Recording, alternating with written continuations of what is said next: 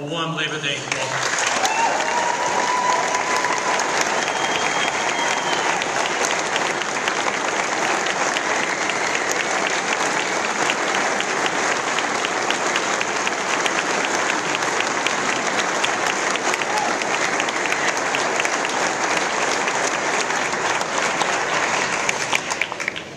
Thank you, Lou. I think that may be the best introduction I've ever received, and I really, truly do appreciate it. I do want to start by also adding my thanks to Bobby Haynes for his decades of work on behalf of working families. And I want to say how much I'm looking forward to working with Steve Tolman as he takes the reins. This is a big day.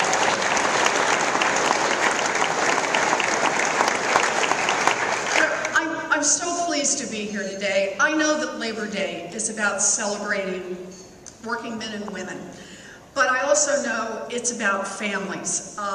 Last Labor Day evening, I remember where we were, the backyard cookout down in Plymouth.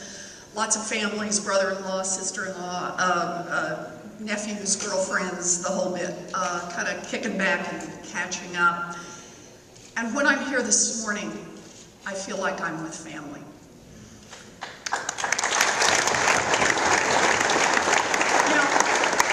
Maybe that's because we fought alongside each other for more than 20 years for working families.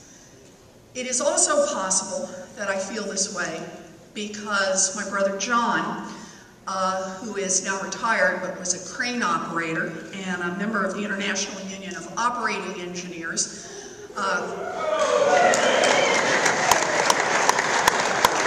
called me and told me to behave myself. He didn't want me embarrassing him. Or maybe the reason I feel like I'm with family is because of the road I've traveled in order to be able to get here. You know, I grew up on the ragged edge of the middle class. My father worked different jobs. He sold carpet, he sold fencing, he ended up as a maintenance man. When I was 12, he had a heart attack. It pretty much turned us upside down. The company where he worked cut his pay. The medical bills piled up. We lost our car. My mom went to work at Sears answering the phone so that she could make the mortgage payment. I've worked pretty much all my life. At 9 years old, I was lucky enough to live across the street from a colicky baby. And for 35 cents an hour, I rocked that baby. And was glad to have the chance to do it. I started waitressing when I was 13. I got married when I was 19. I had my first baby when I was 22.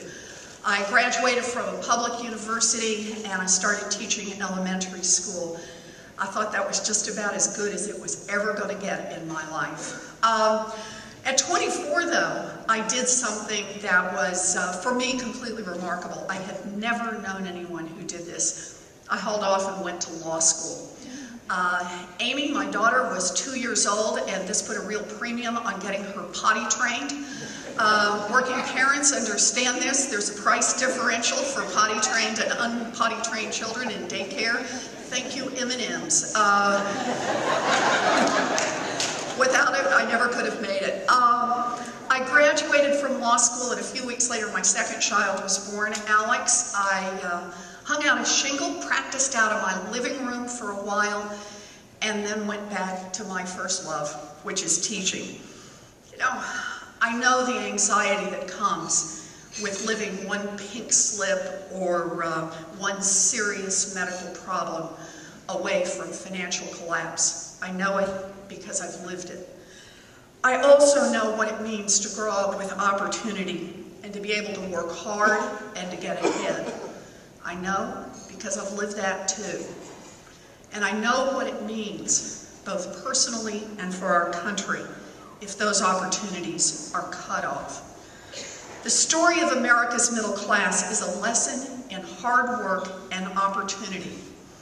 Coming out of the Great Depression, we put a few basic fair rules in place. And that gave us economic peace and prosperity for half a century. And that's the period in which we really built, grew, strengthened America's middle class. And unions were a critical part of that growth.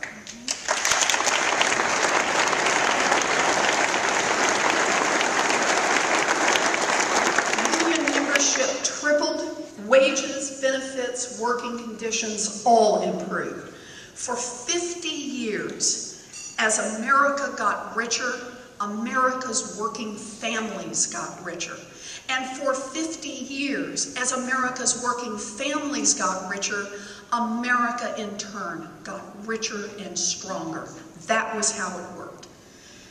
And then we hit part of the 70s and accelerated into the 80s, and we changed our course. The share of workers represented by unions declined. Wages went flat. Today, a fully employed male, adjusted for inflation, earns about $600 less than his father earned a generation ago. The core costs, the ones that make us middle class, went through the roof. Housing, healthcare, transportation, child care, the cost to put a child through school. They shot through the roof, and there was no money to repair the roof. Families did the best they could. Everyone went to work. Mommies with very small babies were right back in the workforce. Families stopped saving, and they turned to debt. They turned to debt to pay for medical problems. They turned to debt to pay for an education. They turned to debt to deal with a period with no work. They turned to debt to make it just from here to the end of the month. And when they turned to debt, Congress very quietly, with no public debate, changed the rules about debt. They made it easier for credit card companies, for mortgages, for student lenders to put tricks and traps in the fine print and to get families tangled up.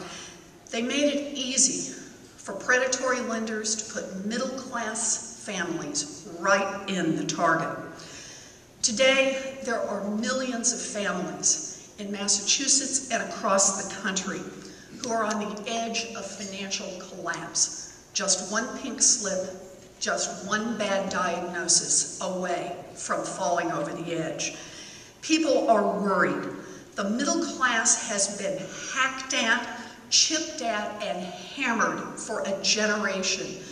We can't take it much longer.